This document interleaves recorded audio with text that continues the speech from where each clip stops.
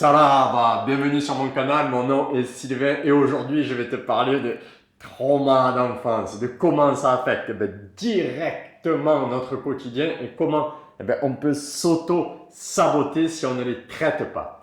Tu dois certainement connaître la phrase tu ferais mieux d'avoir un plan pour ta vie, sinon quelqu'un d'autre va s'en occuper. Alors, on pense souvent que ça peut être le gouvernement ou la société avec ses manies, ses règles. C'est tout simplement le déroulement inconscient de nos réactions émotionnelles vis-à-vis de nos traumas d'enfance. Donc je vais dans cette vidéo te partager ma vision en 3 points clés de ce que sont ces traumas passés. Donc 1, la définition de ma vision de ce que sont ces traumas. 2, les réactions émotionnelles encore trop présentes. Et 3, comment se libérer concrètement de cela et retrouver ainsi une parfaite cohérence, une harmonie pour laisser place à un véritable choix et des actions en conscience. Donc premièrement, c'est quoi en fait ces traumas? Alors selon Wiki, c'est issu du grec, je l'ai presque en tête, voilà, c'est issu du grec, ça signifie blessure physique ou psychique infligée à l'organisme. Donc pour avoir un effet traumatique ou post-traumatique dans notre présent, donc, les événements doivent avoir représenté une menace, donc, soit réelle, c'est-à-dire vécue dans notre chair, potentielle, c'est-à-dire probable, ou encore imaginée aussi. Et cela, évidemment, doit s'accompagner également d'un sentiment d'impuissance, d'incapacité et un ressenti de mort aussi. Donc, on va voir ça juste après. Et c'est à partir de là que ça s'engramme dans nos cellules et que ça devient un trauma. Donc, il ne s'agira pas forcément, comme on l'a souvent laissé entendre, qu'il s'agisse pour ces traumas de violences physiques graves ou de la maltraitance psychique répétée ou des abus sexuels qui, eux, bien entendu, vont avoir un effet directement dans notre présent. Il peut s'agir en fait tout simplement de situations tout à fait banales. Ou alors, par exemple, enfant, on avait un truc super important à raconter à table et au moment où on va pour le partager avec nos chers et tendres parents, un simple 1-1, pas maintenant, un peu abrupt de nos parents, peut créer de ces traumas. Ou alors au resto, si on s'exprime avec un peu de véhémence, du son et compagnie, de la même manière, nos parents nous disent « Ah non, c'est pas très approprié ici, il faut baisser un peu d'un ton ». Ce qui pour le coup, vis-à-vis des lois qui régissent le bien vivre ensemble, c'est totalement injuste. Il se pourrait cependant, que ça vienne couper un de nos élans et qu'à partir de là, on perde notre capacité à nous exprimer haut et fort. Ou encore, une grosse moquerie en classe qu'on aura alors subi, comme une humiliation. Dans tous les cas, la sensation de solitude, de détresse et d'abandon, avec ce ressenti de mort, est vécu et ça s'imprime dans notre système. Et ça crée ce fameux trauma. Donc tous ces traumas, quels qu'ils soient, ils ont été refoulés bien au fond de ce qu'on peut appeler notre subconscient, notre inconscient. On simplifie énormément. Voilà, je mettrai une image. On a donc notre conscient à la surface qui représente 5 à 10% de notre totalité. Soit pour toi la vidéo que tu es en train de regarder ou ce qui est facilement accessible à tes 5 sens.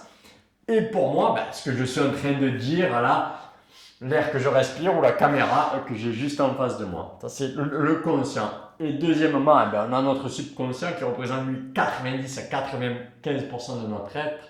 Donc l'énorme majorité de ce qui est responsable de nos faits et gestes d'aujourd'hui.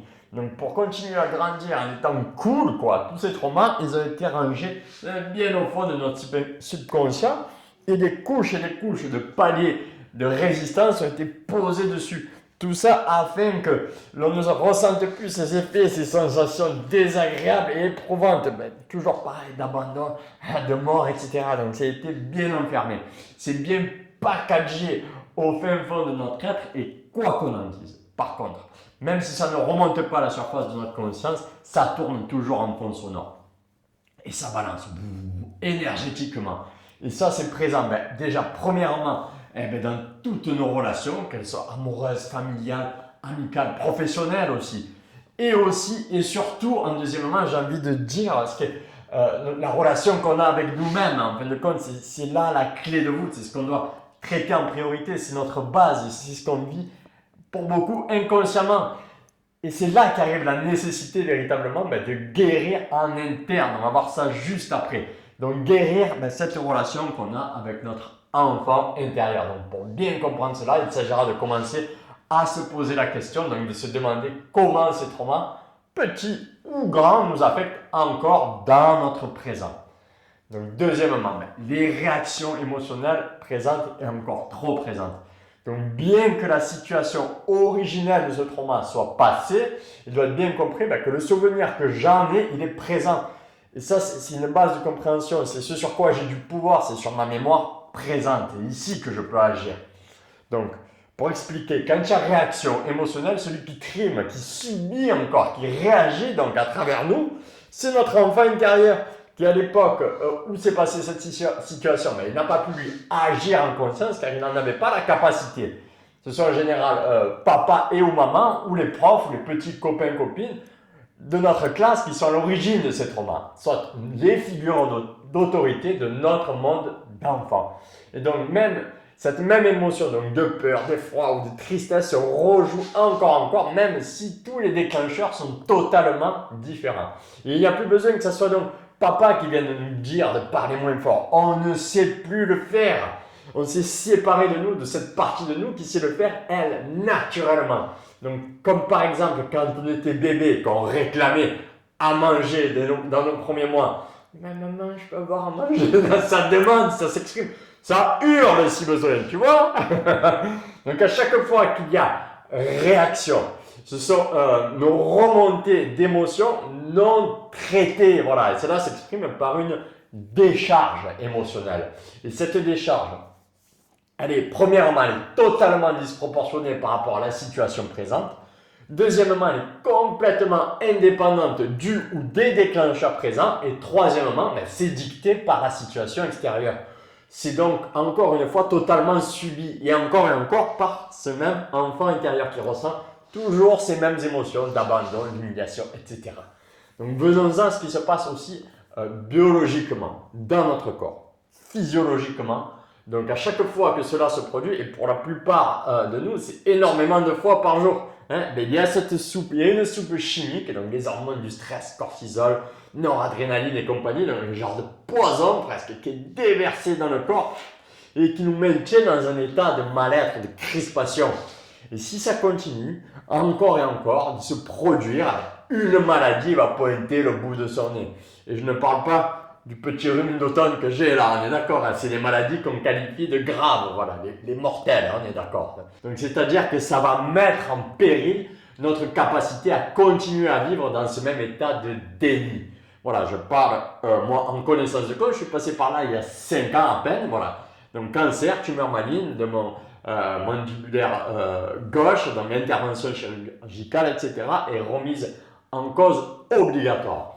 En fait, quand on nie tout ce qui se joue à un niveau essentiel, on continue à faire comme je vais bien, tout va bien, comme si tout allait bien en fait, alors que c'est le foutoir complet à l'intérieur, on s'expose directement à cela. Et ce genre de challenge, je vais dire, toute personne y sera tôt ou tard confrontée, à moins qu'elle ait décidé ou qu'elle se décide à prendre véritablement les choses en main et à s'investir dans une introspection rigoureuse pour clarifier sa situation. Ça doit être clair ça. Et parallèlement aussi, ou en amont, la répétition incessante de ce cercle vicieux nous bouffe un maximum d'énergie car on passe notre temps à refouler nos émotions et ça crée un état de fatigue quasi continu et on ne sait pas comment s'en sortir. Ça, la fatigue, donc c'est ce qui se passe en primaire, la secondaire, c'est la plus grave, c'est les maladies, c'est ce dont je viens de parler. Donc si tu t'es reconnu dans cela, il y a dans la barre de description juste en dessous une masterclass offerte qui décrit comment se libérer de ces mémoires traumatiques étape par étape pour ensuite retrouver la clarté, de la joie, de la vigueur, notre énergie de vie, quoi. Laisser rayonner cela tout autour de nous. Tu trouveras là la solution en détail. Je referme la parenthèse. Je vais tout de même ici, comme promis, te donner des clés pour sortir de ces états de vibration basse, très basse. Donc troisièmement, comment se libérer concrètement de cela, de ce cercle vicieux. Alors, il y a 2 grands axes, donc la méthode en interne, la méthode pratique et ultra efficace, et puis une autre pour le reste du temps aussi, voilà. Donc premièrement, pour moi, la méthode principale, c'est le travail en interne, c'est le lâcher prise par la méditation.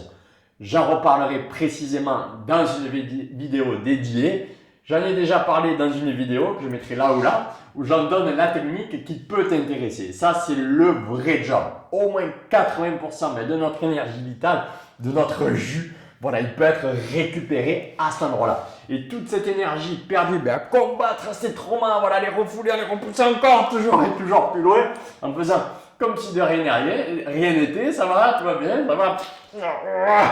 On peut, grâce à cette méthode, récupérer tout ça dans du calme, la disponibilité et laisser éclater toutes ces petites bulles tranquillement. Voilà, et guérir de tous nos traumas passés. Donc. Ça, c'est la première méthode. Et aussi, donc, deuxièmement, vivre corporellement, dans le présent. C'est-à-dire, d'abord, être toujours dans la sensation physique, le carpe diem. Voilà, c'est pas qu'une vieille philosophie, quoi. C'est un art de vivre. On est dans notre corps le plus possible. Déjà, après il y a d'autres étapes, mais déjà, on revient dans le corps. On cherche à devenir amis le plus possible avec notre corps, et ce, dans le moment présent, dans la sensation, dans la présence. Et pour cela, moi, ce que je conseille, c'est pratiquer un exercice, c'est-à-dire un exercice qui n'a pas qu'une portée physique, mais aussi qui vient attiser notre énergie de vie, notre jus, quelque chose qui nous passionne. Voilà. On fait gaffe à ne pas tomber dans l'excès, ça c'est clair, comme par exemple la musculation excessive des bodybuilders. Moi, je trouve que c'est très souvent excessif. Dès qu'il y a une déconnexion du corps et de l'esprit, de la tête, donc, c'est l'ego qui va reprendre le contrôle. Et c'est là qu'il faut être particulièrement vigilant. Donc, à toi donc de trouver ce qui t'anime et de le faire avec passion.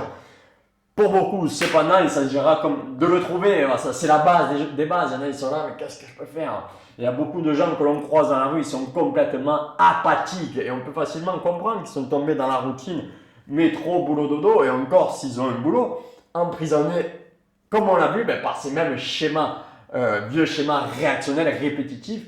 Et donc, à ce niveau-là, on doit, je me permets de poser une injonction, on doit, car la vie est courte, ça passe super vite et même de plus en plus vite, tu le sais, il se serait con de la gâcher, de la passer comme une tortue, la tête dans sa carapace et ne pas oser la sortir, voilà, dans ses chaussettes, dans les mêmes vieux schémas, corvéables à merci, parce qu'il y en a d'autres qui prennent le lead à côté, qui vont se servir inconsciemment de nous, voilà. Donc, rejette un œil sur Pinocchio, c'est un conte où cette idée, tu peux mieux l'intégrer. Moi, je donne des solutions, je tends la perche, à toi de t'en saisir.